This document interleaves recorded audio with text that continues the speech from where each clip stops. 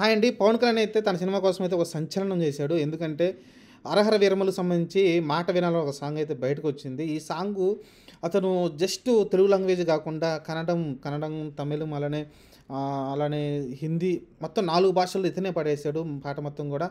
Excellent అనిపించింది నాకైతే. పాట గూడా బాగుంది వినటానికి. నేటివిటీకి సంబంధించింది.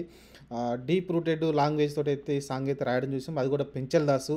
మనకి 'అరవింద సమేత' సాంగ్స్ అయితే నాకు ఫేవరెట్ సాంగ్స్ ఆయనయి అయితే. అప్పుడే స్టార్ట్ అయ్యాడు అతను.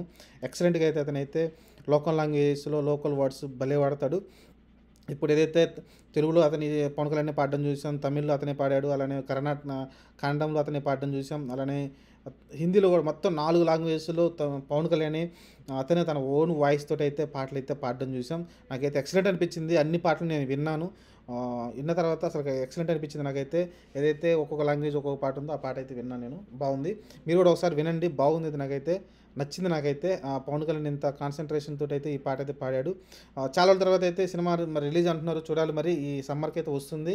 మరి డేట్ ఏమన్నా మారుస్తారో లేదో తెలీదు ప్రస్తుతానికైతే.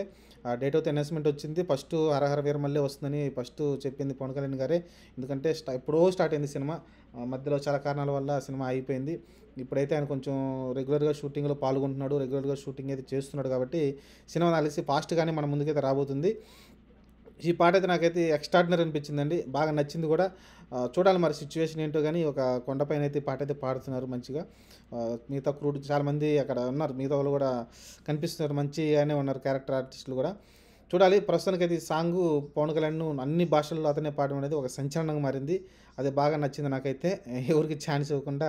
ఎందుకంటే ఈ తెలుగులో అతని పాట విని మళ్ళీ మన హిందీలో గాని చూసినప్పుడు అది పోద్దనమాట. ఫీల్ అనేది పోద్ది.